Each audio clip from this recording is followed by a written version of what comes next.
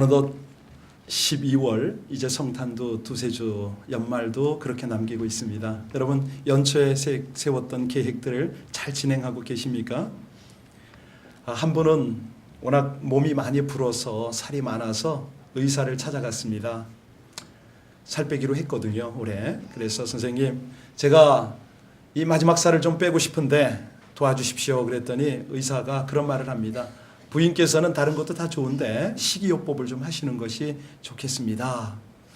현미밥 조금 하고 야채죽, 멀건죽을 좀 드십시오.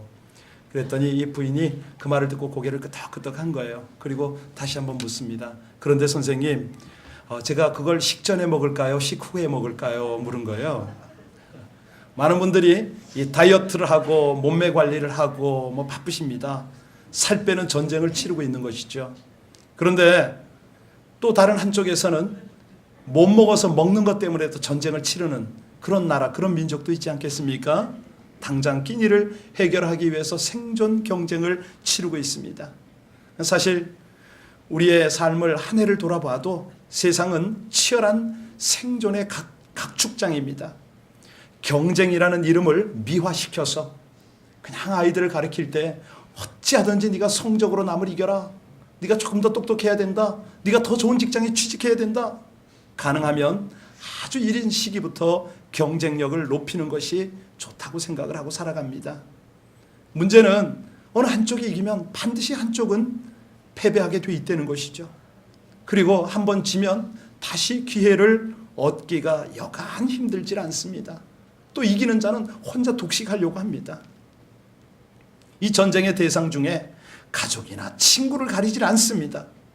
최근에 여러분 TV 잘 보셨겠지만 한 후보가 나와서 나는 여당 후보 떨어뜨리기 위해서 여기 나왔다는 거 아닙니까?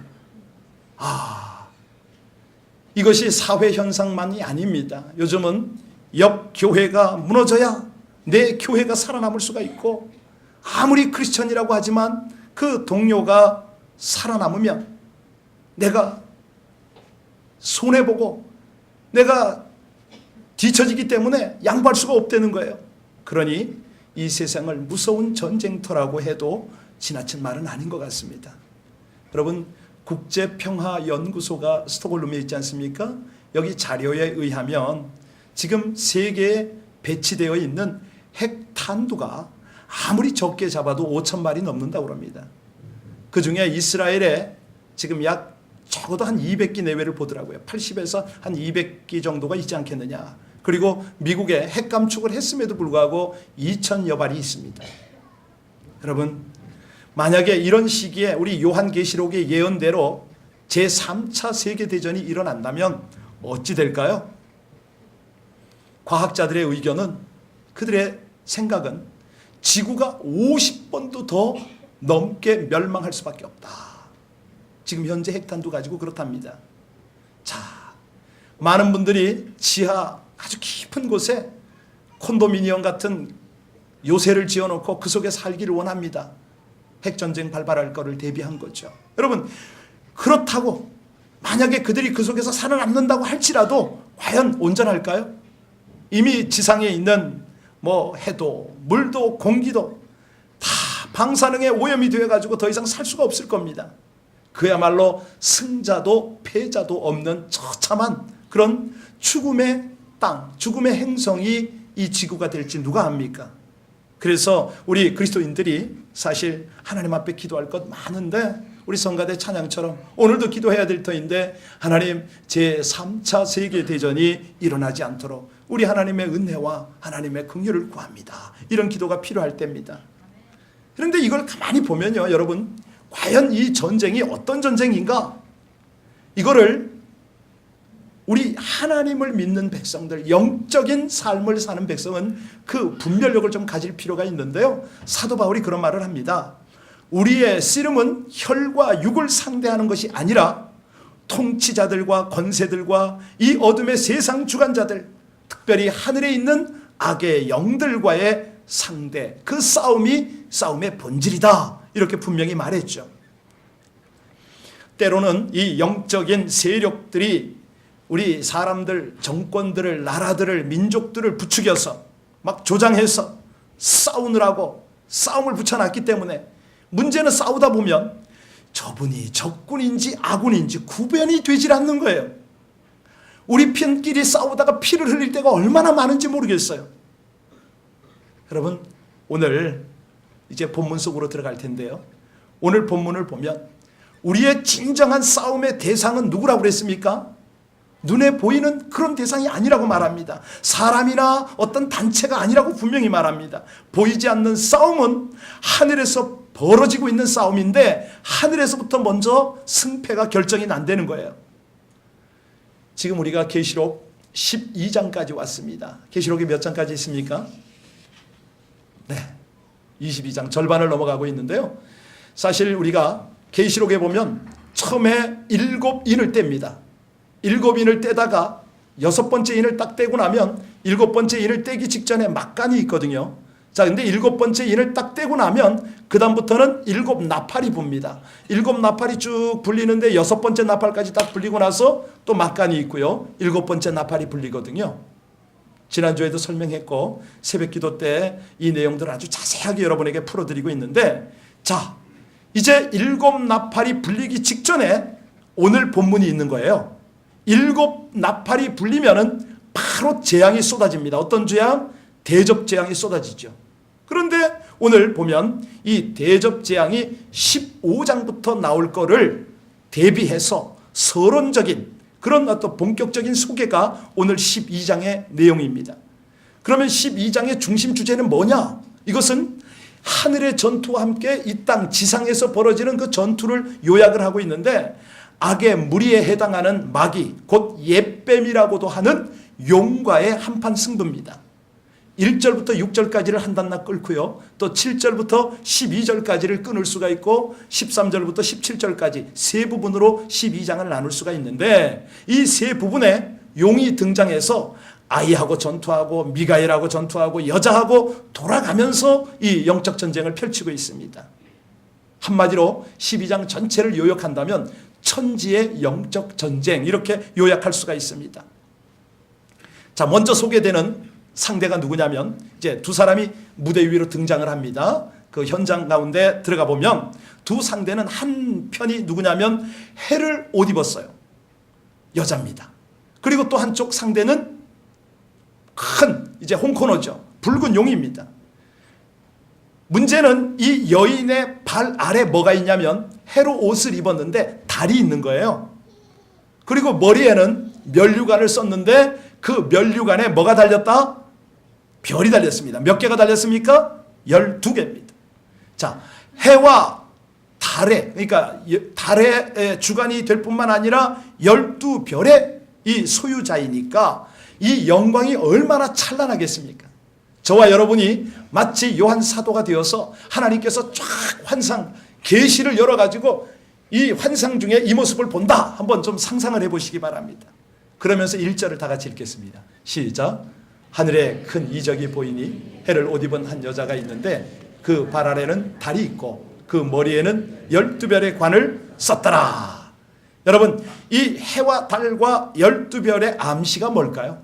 이제 이걸 풀어야 나머지 모든 이 문장들이, 이 구절들이 확 와서 닿을 수가 있습니다. 구약에서 12울 그러면 뭐가 생각나세요? 그렇죠. 12지파죠. 예, 야곱의 12아들, 12지파가 딱 떠오르는데 이것을 하나님께서 지금 이 환상 중에 보이시는 이유가 뭐냐면 구약시대 백성들을 가리키는 겁니다. 구약시대 백성들, 그들을 대표해서 12별의 면류관을 딱 쓰게 한 거죠. 자, 2절 한번 봅니다. 시작. 이 여자가 아이를 베어 해산하게 되며 아파서 애를 쓰며 부르짖더라. 이 여인이 해산의 고통을 당하면서 마침내 아들을 낳는데 이것이 무슨 뜻일까요? 구약에서 12지파를 대표했다면 이제 그것이 오늘날로 말하면 구약 교회로 우리가 그렇게 생각할 수가 있겠죠. 구약 교회가 고난을 당하는데 그들이 오매불망 해산하고 그렇게 기다리는 그 상대가 누굽니까? 그렇죠. 메시아죠.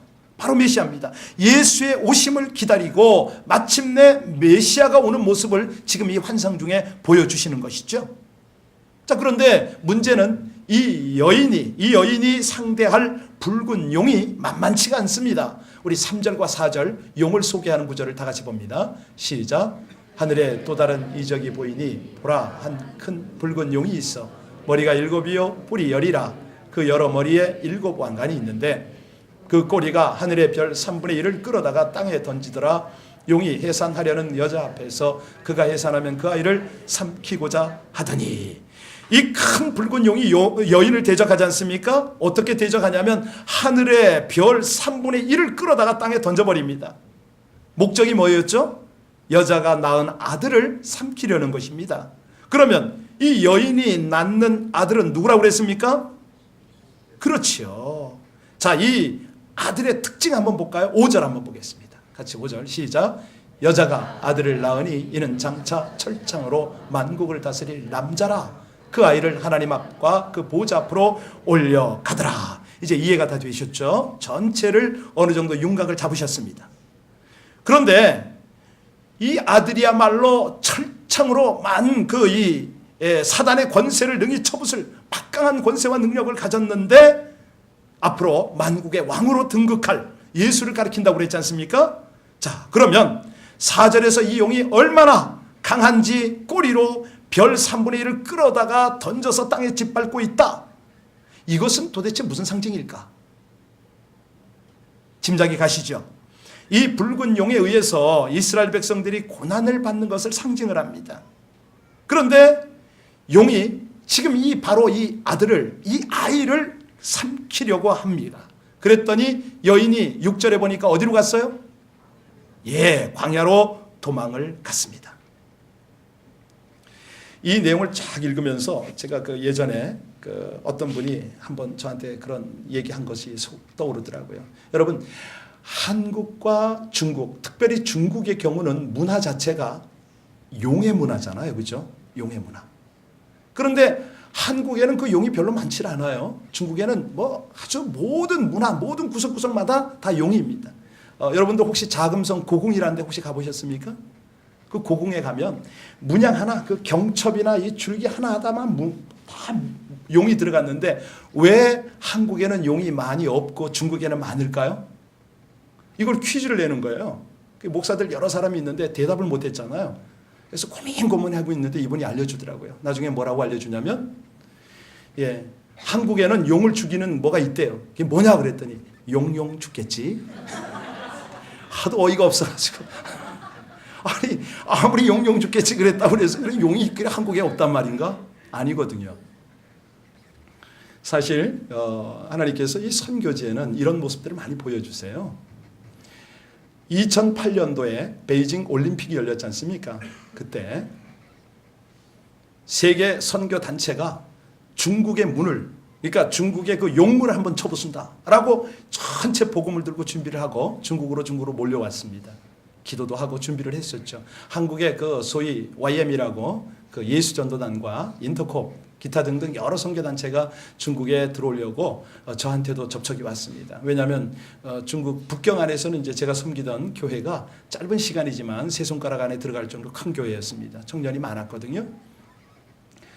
워낙 그 인력이 많고 지원 요청이 많았기 때문에 혼자 감당이 되질 않아서 북경에 있던 한인교회 연합회를 이제 모여서 함께 기도를 했습니다. 하나님, 우리가 할 수 있는 방법이 없습니다. 왜냐하면 중국은 공안당국 차원의 정부 차원에서 이 종교를 핍박을 하고 복음 전도를 하는 것을 막고 있기 때문에 이걸 어쩌면 좋습니까?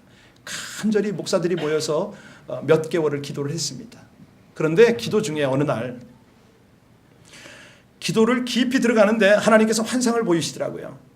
중국의 그 올림픽 경기장이 주 경기장의 이름이 좀 독특합니다. 녀차오 이런 말이 있는데요. 무슨 말이냐면 마치 새 둥지, 그러니까 새 둥지처럼 그 원형 경기장을 만들었는데 그 경기장의 이름이에요. 그런데 기도 중에 갑자기 그 냐오차오 위에 상공에 용이 한 마리가 딱 뜨더라고요. 전 생전 처음으로 그 이제 환상 중이지만 용을 봤고요. 용의 색깔이 있어요. 그런데 이게 신기한 거예요. 어떻게 저기 또 있지? 그리고 기도하는 순간 바로 깨달아지더라고요. 목사님, 지금 목사님들 여러 사람이 모였었는데 한 10여 명이 있었어요. 목사님, 하나님께서 지금 묘차 위에다가 용을 띄우셨는데 용 뜬 걸 보게 하시는데 우리 함께 기도합시다. 저 용의 권세가 떨어지도록 기도하자고 함께 합심해서 기도했어요. 얼마를 기도했는데 갑자기 그 공중에 떠 있는 용의 몸에 불이 붙더라고요. 그랬더니 용이 거의 죄가 돼서 떨어지는 거예요. 사라지는데 어디로 사라지는지 그건 보이진 않았어요. 여러분 어떨까요? 우리가 그렇게 하나님의 복음을 위해서 기도하고 선교단체를 위해서 기도하고 또 하나님께서 환상을 보이시고 용이 사라졌으니 이제는 복음을 전할 수 있을까요? 안 되더라고요. 그 일이 있었는데 불구하고 그 다음부터 어떤 어려움을 겪냐면 모든 선교단체에 비공식적으로 다 공문을 보내거나 연락을 해가지고 예를 들어서 YM이나 인터콥에게 너희들 여기 들어오기만 해라. 공항에서 다 쫓겠다. 통지가 간 거예요. 아주 소수단체가 오지만은 그것도 다 막아버리더라고요. 근데 더 어려움을 겪은 것은 바로 저희 교회가 그렇게 어려움을 겪었어요. 저희라고 그러니까 이상하네요. 그죠? 우리 교회는 LA 비전교회고 거기는 북경 비전교회인데 죄송합니다. 그 북경 비전교회가 어떻게 됐냐면 창립을 한 지 그때가 3년이 막 지날 때입니다. 호텔에서 예배를 드리고 있었어요. 왜냐하면 거기는 교회를 짓게 허락을 안 합니다. 외국인들은 안전한 장소에서 예배를 드려라 호텔에서만 활동 허가를 해주죠. 근데 호텔에 저희가 회의실이 좀 제법 컸는데 한 350석이 되는데 저희가 성도가 많았기 때문에 거기다 들어가기가 빠듯해요. 그러니 호텔이 장소를 빌려주지 않으면 예배 드릴 곳이 없는 겁니다. 그런데 올림픽 치르기 몇 달 전부터 이제 막기 시작하는 거예요. 자기네가 써야 된다 뭐 가진 핑계를 대면서 예배 장소를 허락을 안 하더라고요. 결국은 어찌했느냐, 그 수많은 수백 명의 학생들을 데리고 이 식당 저 식당을 찾아다니면서 중국은 식당이 굉장히 커요. 그 식당에 몇백 명이 들어갑니다. 그런 데를 섭외를 해서 예배를 드리러 다녔습니다.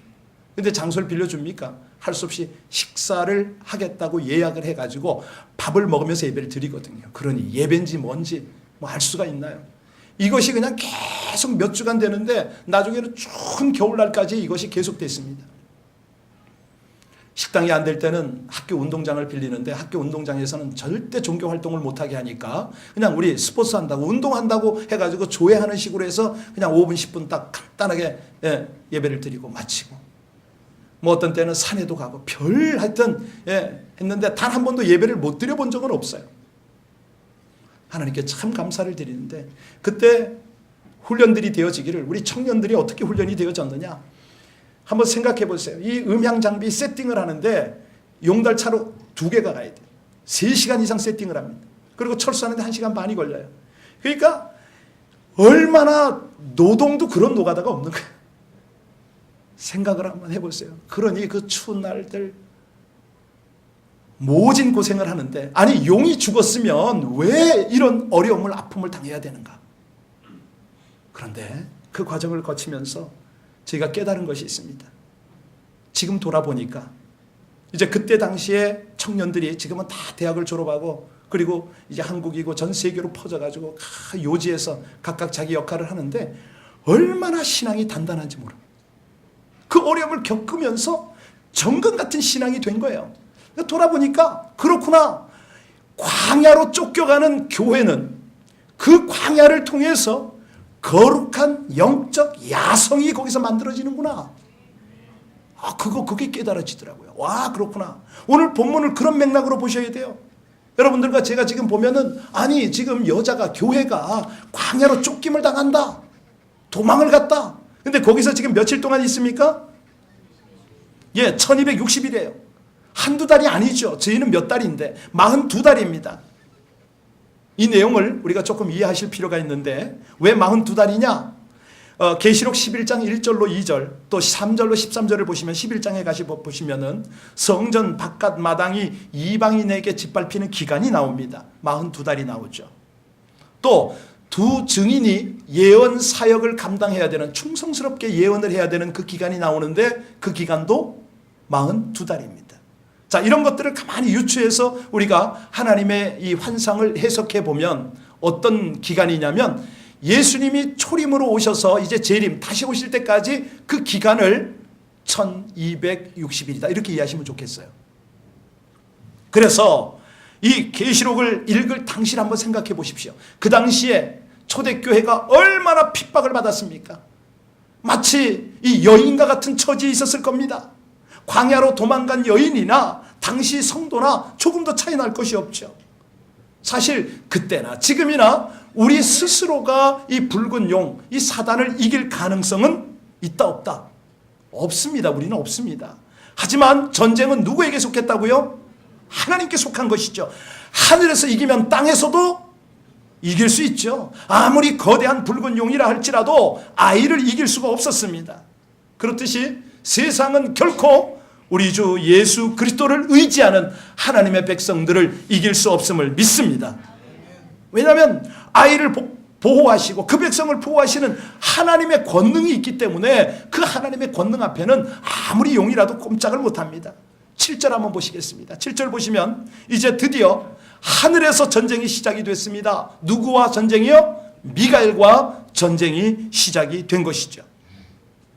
이것은 예수님과 사단과의 싸움을 그 미가엘과 그 사자들이 용과 싸우는 것으로 묘사를 했어요. 자, 7절에서 9절까지 계속 보면은 이 사단이 가공할 만한 능력과 간교함을 가지고 광야로 도망을 간 여인을 따라가서 해치려고 합니다. 그러나 그는 이미 하늘에서 패했기 때문에 땅에서도 방법이 없어요. 다시 말씀드립니다. 여인에게 고난은 있지만 패배는 없는 줄 믿습니다. 이것이 오늘날 교회입니다.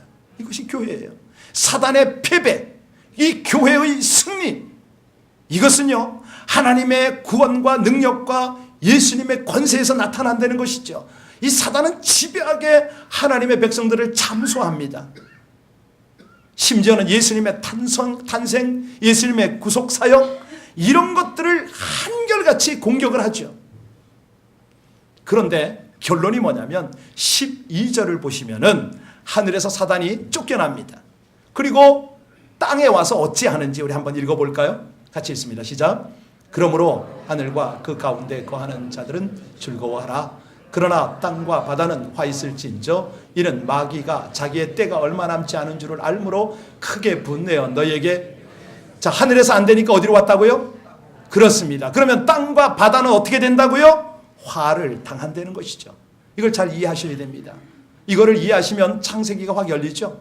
창세기 3장 17절에 가보면 너더러 먹지 말라고 한 나무 실과를 먹었은즉 땅은 너로 인하여 저주를 받고 너는 종신토록 수고하여야 그 소산을 먹으리라. 최초의 인간과도 사단은 싸웁니다. 그래서 오늘을 살아가는 우리도 마찬가지죠. 매일매일이 투쟁하는 생활입니다. 육체의 질병과 싸워야 됩니다. 또 마음과의 싸움은 오죽합니까? 얼마나 심한지 모릅니다. 매일매일 정말 자기와의 싸움을 싸워야 되고 또 자포자기하고 막 그렇지 않습니까?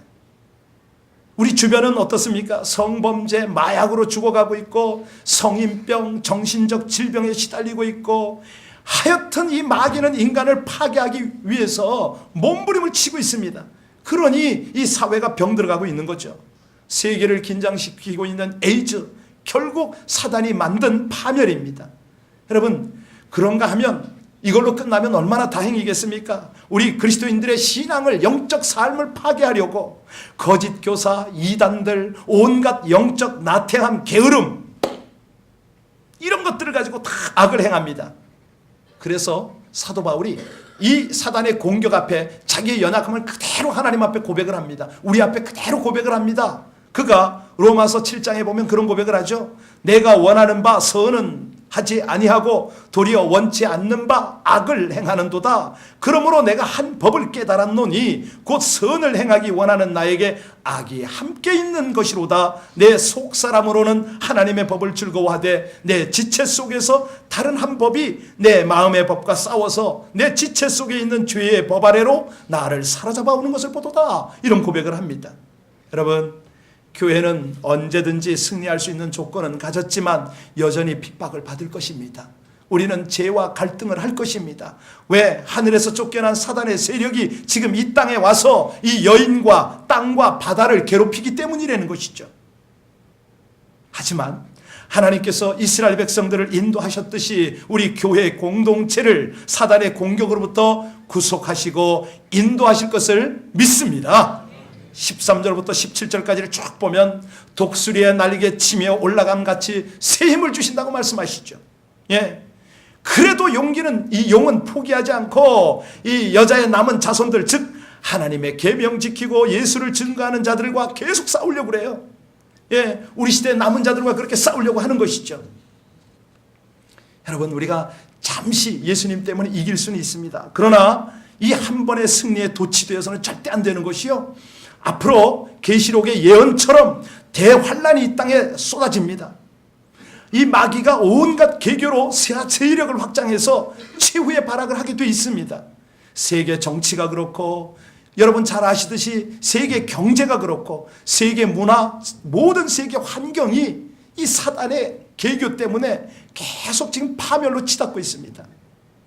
여러분, 이 사단의 공격이요, 간단한 것이 아닙니다. 마치 쓰나미처럼 물결 번지듯이 순식간에 세계 전역을 덮어갈 것인데요. 그런데 중요한 것은 뭐냐면 이 영적 전쟁의 실체를 깨닫고 이거를 우리가 바르게 대처해야 된다는 것이죠. 여러분, 어떤 강대국이 영적 전쟁을 치러주겠습니까? 누가 우리의 영적 전쟁을 도와줄 수가 있겠습니까? 오늘 본문에 비결이 있어요. 분명한 승리의 비결이 있는데 이걸 놓치면 안 됩니다. 여러분, 이 비결을 따라서 사시기를 결단하실 수 있습니까? 그렇다면 우리 한번 봐야 되겠습니다. 10절부터 12절까지를 볼 텐데요. 자, 이제 우리 10절부터 11절까지는 그냥 읽고 12절은 큰 소리로 읽겠습니다. 시작. 내가 또 들으니 하늘에 큰 음성이 있어 이르되 이제 우리 하나님의 구원과 능력과 나라와 또 그의 그리스도의 권세가 나타났으니 우리 형제들을 참수하던 자 곧 우리 하나님 앞에서 밤낮 참수하던 자가 쫓겨났고 또 우리 형제들이 어린 양의 피와 자기들이 증언하는 말씀으로서 그를 이겼으니 그들은 죽기까지 자기들의 생명을 아끼지 아니하였도다. 큰 소리로요. 그러므로 하늘과 그 가운데 거하는 자들은 즐거워하라. 그러나 땅과 바다는 와 있을진저 이는 마귀가 자기의 때가 얼마 남지 않은 줄을 알므로 크게 분내어 너희에게 내려갔음이라 하더라. 첫째 비결이 뭐라고 그랬습니까? 11절을 비춰주세요. 11절의 첫째 비결이 뭐라고요? 어린 양의, 그렇습니다. 어린 양이신 예수께서 이기셨다는 거예요. 어린 양의 피로 이겼고요, 자기 생명을 아끼지 않는 그 죽으신 십자가로 이겼다는 것이죠. 여러분들, 이기는 비결을 삶에 적용하기를 원하십니까? 그러면 여의도 순복음교회 구역장처럼 되십시오. 여러분, 저는 침례교단 목사예요. 그런데 그분들을 제가 존경하는 이유가 있습니다. 이분들이 구역에 모이면 왜 오늘날에 여의도 순복음교회가 됐는지 아세요? 이분들이요, 딱 구역에 모이면 딴 거 아무것도 안 합니다. 빈소리 안 합니다. 딱 한 명이 오잖아요. 그러면 한 눈치도 안 팝니다. 두 명이 오잖아요. 그러면 뭐 하느냐면 예수 십자가에 흘린 피로써 계속 끊임없이 보혈 찬송을 해요. 세 명이 와도 절대 한눈 안 팝니다. 잡담 안 합니다.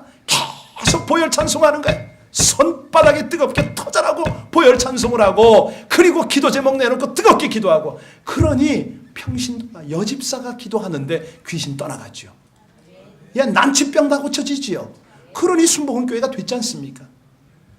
예수의 피를 의지하시기를 주의 이름으로 축원합니다. 오늘 분명히 말씀합니다.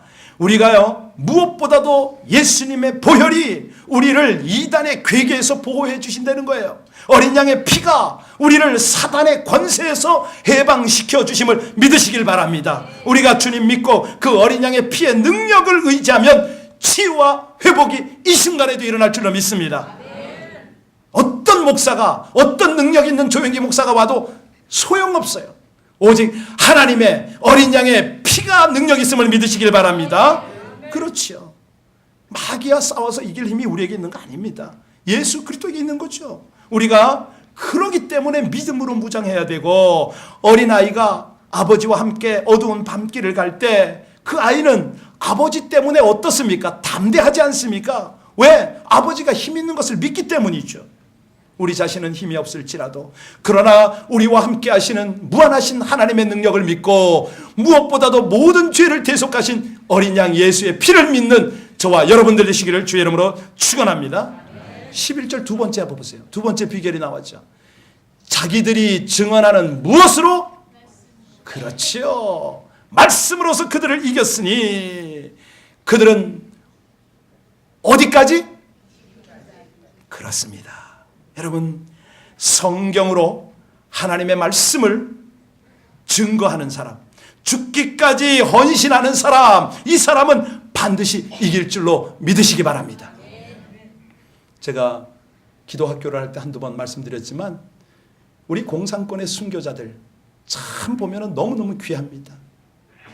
물론 이 땅이나 세계 각곳의 순교자들이 다 귀하지만 한 번은 도로 공사하는 현장에 산사태가 일어났습니다. 산 기슭이 무너져 내렸는데 그 속에 동굴이 나타난 거 있죠. 공사를 진행하던 담당관들도 그렇지만 지역에 있는 안전부, 보위부 요원들이 다 모였습니다. 동굴 안을 조사하기 위해서죠. 왜냐하면 그 안에 사람이 있었기 때문에. 사람의 모습을 관찰해 보니까 나이들이 다 많은데 한결같이 머리카락이 허리까지 내려오는 남자들입니다. 얼굴은 창백합니다. 간첩인가 싶어서 더 자세히 살폈겠죠? 그 동굴에서 얼마나 살았는가 봤더니 6.25가 발발하고 얼마 후부터 그 동굴에 살았습니다. 이유는 신앙, 예수 믿는 사람들이었어요. 신앙을 지키기 위해서. 살아가는 방법은 밤에만 나와서 산 그 깊은 곳에 가서 화전을 일궈서 거기서 먹을 것을 만들어 먹었습니다. 조사가 끝나고 보위부 안전부 요원들이 말합니다. 너희들이 생명을 유지할 수 있는 길을 주겠다. 지금이라도 예수 믿는 것을 포기하고 예수를 부인하고 조국에 충성하라. 사는 길이야. 했는데 그 동굴 속에서 발견되어진 수명의 사람들이 한 사람도 그 회유 앞에 돌아오질 않았습니다. 화가 났습니다.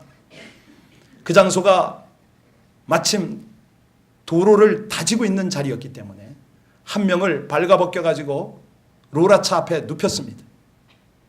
그런데 그 눕힌 사람을 로라차로 깔려고 하니까 옆에 있던 다른 동료들까지 두려워하고 겁을 먹고 투항하기보다는 함께 찬송을 했습니다. 아니, 이 사람들이 시범 케이스로 한 명을 죽이려면 그냥 빨리 좀 죽이면 어떻습니까? 잔인하게도 발가락부터 하나하나 밟아서 으깨서 죽이는 거예요. 피가 튀겠죠? 낭자하겠죠? 그런데 그들이 그 자리에서 뭘 찬송했냐면 저와 여러분이 오늘 예배 처음에 불렀던 내 구주 예수를 더욱 사랑. 숨질 때 하는 말 들으소서.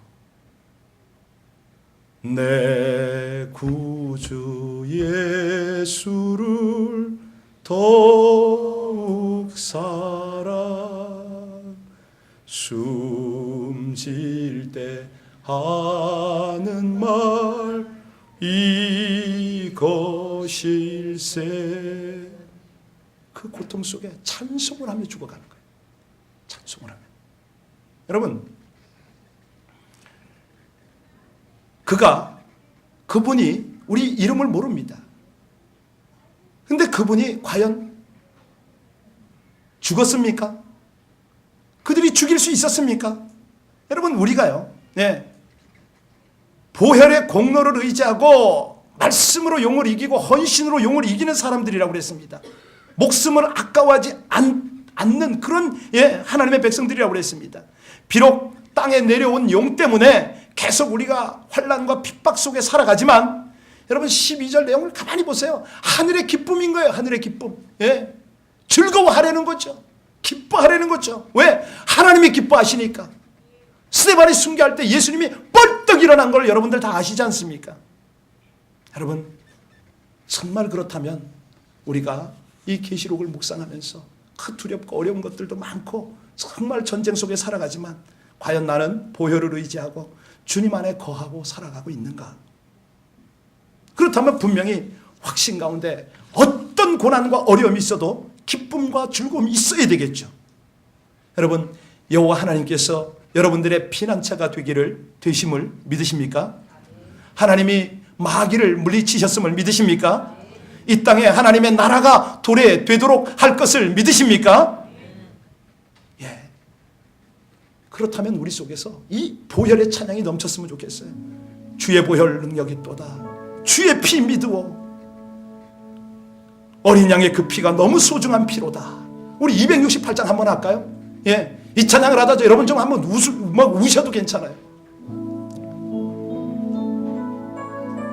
정말 예수의 보혈이 내 속에 넘쳐 흘렀으면 좋겠습니다. 어떤 환난과 핍박, 어떤 광야가 우리 앞에 있을지라도 이 예수님의 보혈을 찬송하며 어떤 사단, 어떤 붉은 용도 물리치는 저와 여러분들 되시길 바랍니다.